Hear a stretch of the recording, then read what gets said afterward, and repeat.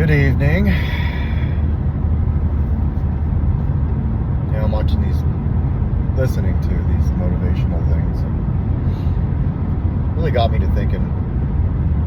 Yeah, I'm finding myself doing more and more of these.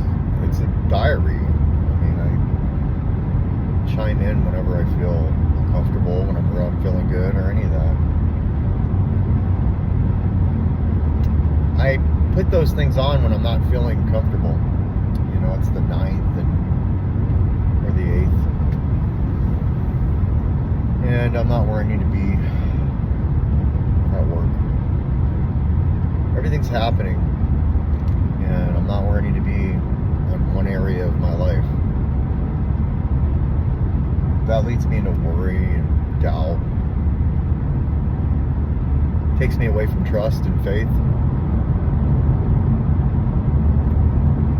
So maybe what I need to do is just reflect.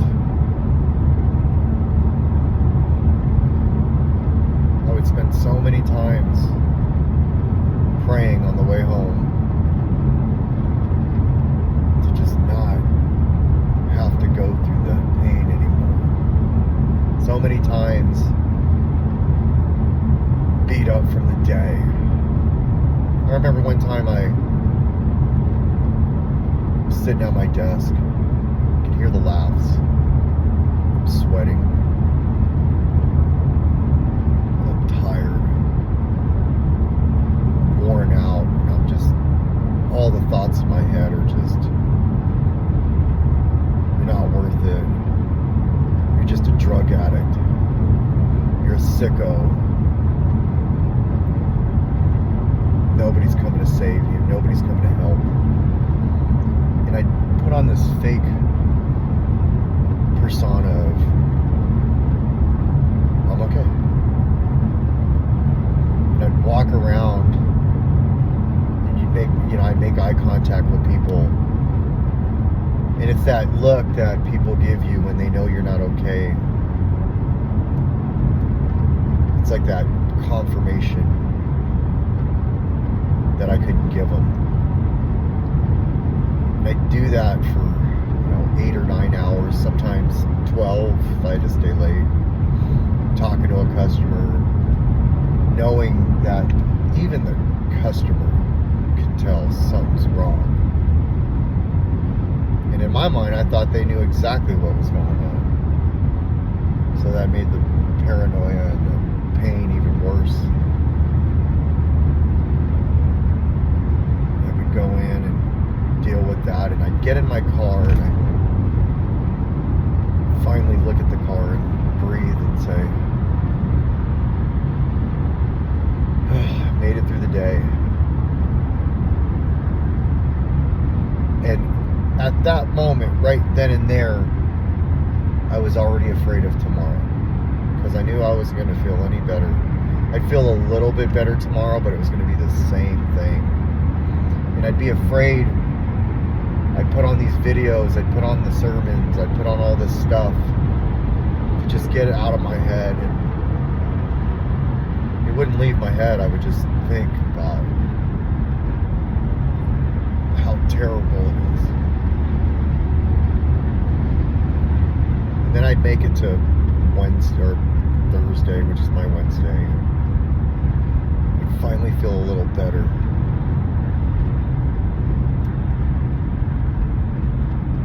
All the way to my Friday. I'd pray on the way home. I'd pray, like, don't let me get loaded again. Don't let me, please. And I'd make it like, I don't think I'd even make it an hour. I'd obsess for the whole time I'm sitting in the house until I manipulated and got it. Just so I could feel even worse the next day. And that went on for like 2 years, this last go. Like 2 years. Almost 2 years. Oh, I'm touching my face. Almost 2 years. And so I'm driving home tonight.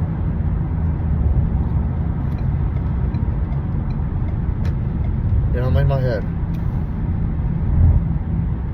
You haven't made enough yet. Is this really what you're supposed to be doing? Why aren't you where you should be? The reality is that I prayed for how I'd feel right now, and I just don't cherish how I feel right now. My tires are good. My job is fine. I'm not in a bad relationship anymore. Rent's paid. Working through it. I got all these other bills that need to be taken care of, but man, I can go on forever about what needs to be done, and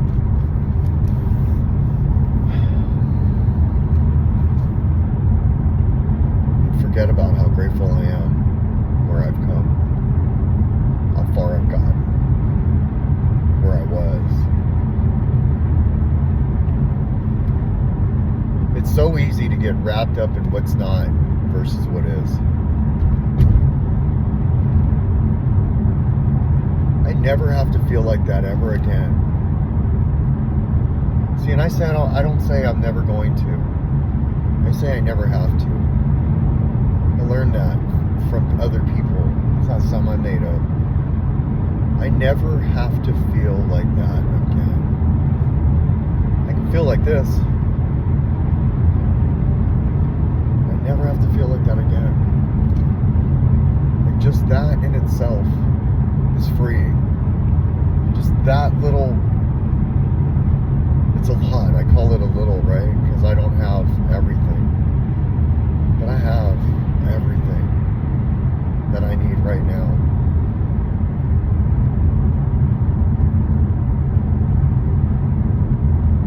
And everything's going to be okay. Because everything is okay. And all that was temporary. Maybe I'm just still suffering from the PTSD from it.